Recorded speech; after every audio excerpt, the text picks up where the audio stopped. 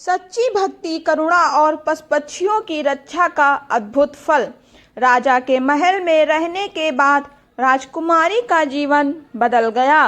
वह राजसी सुखों में नहीं डूबी, बल्कि रोज गरीब, असहाय और भूखे लोगों को भोजन कराने लगी।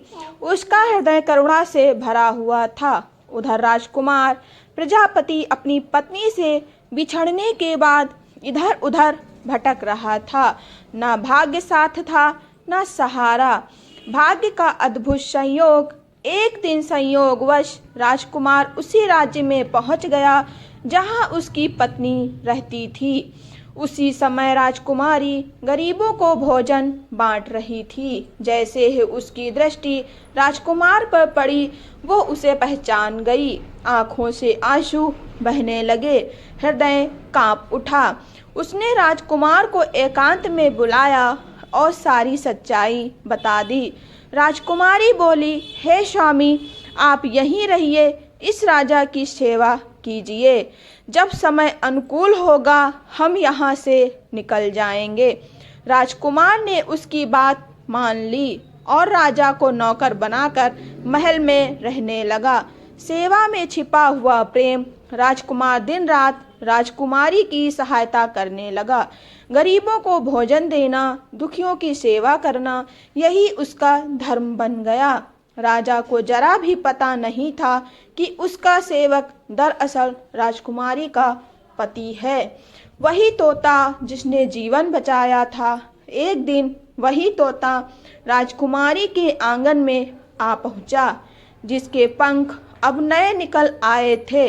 तोते ने राजकुमार और राजकुमारी को पहचान लिया। राजकुमार की आंखें भर आई। उसने तोते को पूरी कहानी सुना दी, कैसे वे दोनों फंसे हुए हैं और राजा को सच्चाई का ज्ञान नहीं है। तोता बोला, हे राजकुमार, चिंता मत करो। आज रात जब सारे सैनिक सो जाएंगे, मैं तुम्हें सुरक्षित यहाँ से निकाल दूंगा। रात की रहस्यमय यात्रा। रात होते ही जब महल में सन्नाटा छा गया, राजकुमार और राजकुमारी चुपचाप महल से निकल पड़े। तोते के मार्गदर्शन में वे राजकुमार के पिता राजा श्यामदत्त के राज्य पहुँचे। पिता की पश्चाताप भरी आंखें अपने पुत्र को जीवित देखकर राजा श्यामदत्त फूट फूट कर रो पड़ा। उसे अपनी गलती का एहसास हो गया। वो बार बार क्षमा मांगने लगा। तब राजकुमार बोला, पिताजी, जिस तोते को आप मारने वाले थे वही मेरा रक्षक बना। उसी ने मुझे शत्रुओं से बचाया। एक महान संकल्प। यह सुनकर राजा श्यामदत्त का हृदय बदल गया। उसने उसी क्षण प्रण लिया, आज से मेरे राज्य में किसी भी पशु या पक्षी को कभी नुकसान नहीं पहुंचाया जाएगा। सबको दाना और संरक्षण मिलेगा।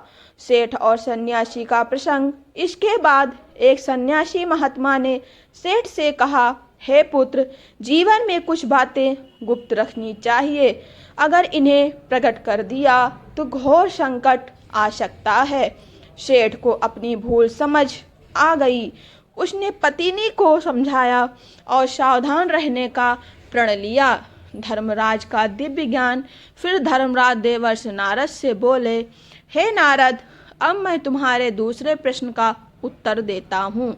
स्त्रियों को शमशान घाट क्यों नहीं जाना चाहिए? धर्मराज बोले, स्त्रियां अत्यंत संवेदनशील होती हैं। शमशान का वातावरण दुख और गंभीरता से भरा होता है। वहाँ रोने से मृत आत्मा को कष्ट होता है। शमशान नकारात्मक शक्तियों का स्थान माना जाता है। कोमल मन पर इसका गहरा प्रभाव पड़ सकता है। ज्ञान का प्रचार। धर्मराज की बातें सुनकर देवर्षि नारद अत्यंत प्रसन्न हुए। उन्होंने कहा, हे धर्मराज, यह ज्ञान मैं तीनों लोकों में प्रचारित करूंगा। कथा का संदेश। करुणा का फल कभी व्यर्थ नहीं जाता। पशु पक्षियों की रक्षा स्वयं रक्षा बन जाती है। कुछ सत्य जीवन में गुप्त रखना ही कल्याणकारी होता है।